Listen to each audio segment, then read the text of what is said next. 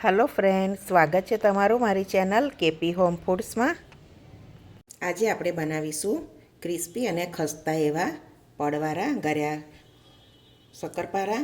તો તમે જોઈ શકો છો એકદમ સોફ્ટ ને એવા આ શક્કરપારા તમે 1 મહિના સુધી ખાઈ શકશો, એટલા સરસ રહે છે। અને જો તમે આ રીતે આ માપથી બનાવશો તો તમારા પણ શક્કરપારા સરસ જ થશે। તો ચાલો આપણે રેસીપી શરૂ કરીએ। સૌથી પહેલાં આપણે ગળ્યા શક્કરપારા બનાવવા માટે 3 વાડકા લોટ માપમાં 500 ગ્રામ જેટલો લીધો છે। 160 ગ્રામ જેટલી ખાંડ લીધી છે, એ જ પ્રમાણે પોણી વાડકી મેં પાણી લીધું છે અને 160 ગ્રામ જેટલું ઘી મેલ્ટ કરેલું લીધું છે। અને એક પેન લઈ લઈશું અને પાણી થોડું ઉમેરી દઈશું અને જે ખાંડ લીધી તે પણ ઉમેરી લઈએ।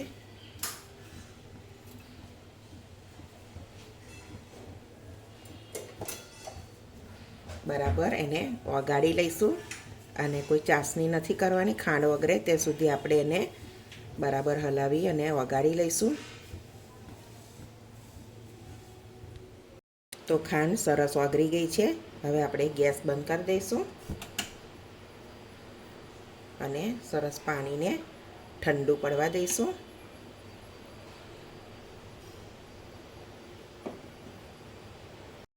આ રીતે એક છાબડું લઈ અને એમાં મોટા વાસણમાં આપણે ઠંડુ પાડી લઈશું। થોડી એલચી પાવડર નાખી દઈશું, બરાબર મિક્સ કરી લઈશું અને સરસ ઠંડુ પડવા દઈએ। હવે પાણી આપણું સરસ ઠંડુ પડી ગયું છે।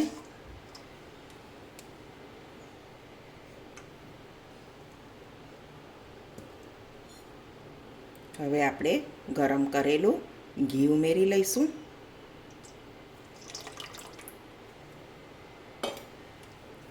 એને પણ બરાબર મિક્સ કરી લેવાનું અને ઘી ગરમ કરીને જ લેવાનું, તો જ તમારા શક્કરપારા ખસ્તા બનશે।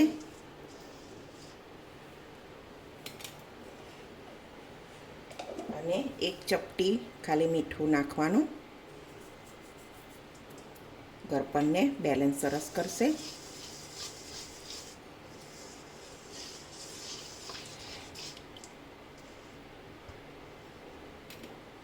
હવે આપણે એમાં લોટ ઉમેરી લઈશું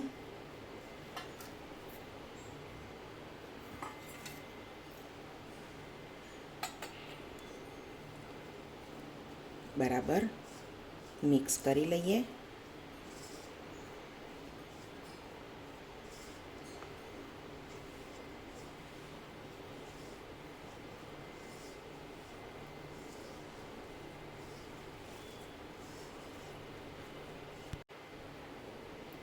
સૂજી ઉમેરી લઈશું, બરાબર બાંધી લઈશું લોટને।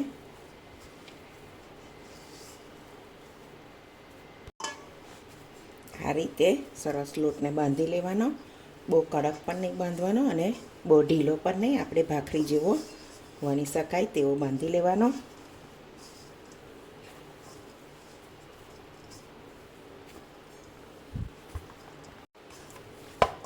તો લોટ સરસ બંધાઈ ગયો છે,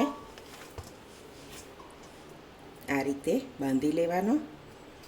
હવે આપણે ઢાંકી અને અડધો કલાક માટે રેસ્ટ આપી દઈશું।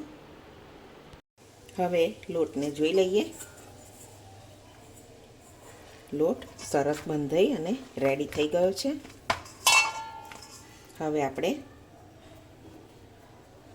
આ રીતે થોડા થોડા લુવા હાથમાં લઈ લઈશું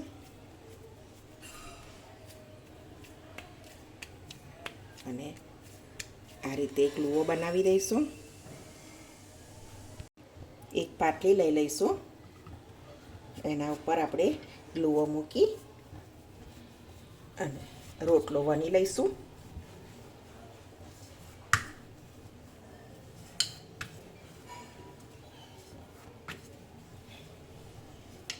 લોટ થોડો એ હશે એટલે આપણા ક્રેક્સ આવશે થોડા, એને આ રીતે આપણે વારી અને સ્ક્વેર શેપમાં વણી લઈશું.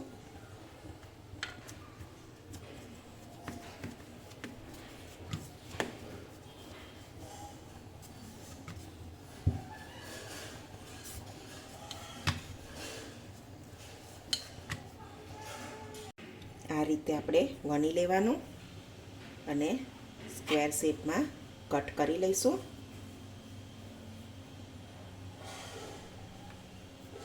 આ રીતે આપણે વધારાનું બધું લઈ લઈએ. હવે નાના નાના સ્ક્વેર શેપમાં આપણે બધા કટ કરી લઈશું.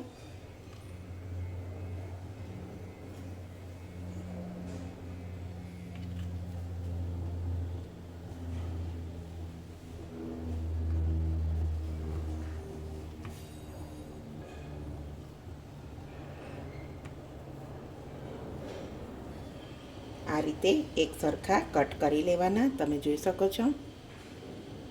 તો આપણે બધા શક્કરપારા આ રીતે તૈયાર કરી લઈશું. તો શક્કરપારા બધા આ રીતે રેડી કરી લીધા છે. હવે આપણે તરી લઈશું. મેં એક કઢાઈ લઈ લીધી છે અને આપણે તેલ મૂકી દીધેલું હતું. સરસ તેલ ગરમ થઈ ગયું છે. તો આપણે આ રીતે શક્કરપારા બધા ઉમેરી લઈશું.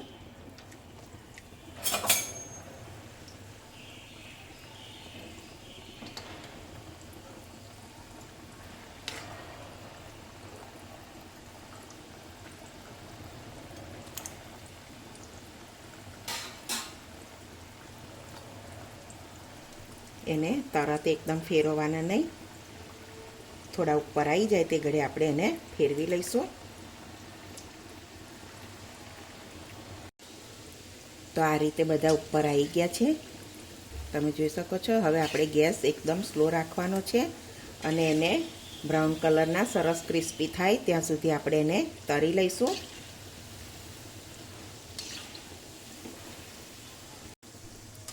તો સરસ બ્રાઉન કલર શક્કરપારા થઈ ગયા છે, તમે જોઈ શકો છો. હવે આપણે એને કાઢી લઈએ.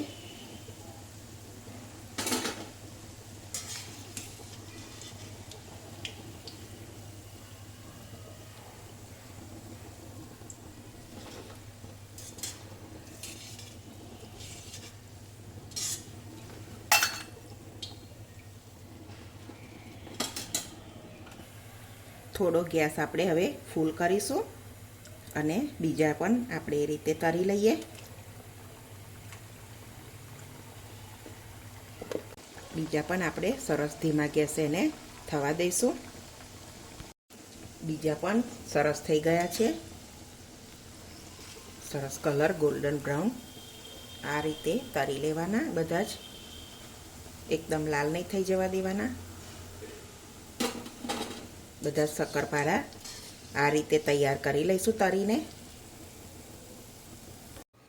તો સરસ ગરમા ગરમ શક્કરપારા બનીને રેડી છે. એકદમ ખસ્તા અને અંદરથી એકદમ સોફ્ટ, તમે જોઈ શકો છો. એકદમ પડવાળા બન્યા છે સરસ.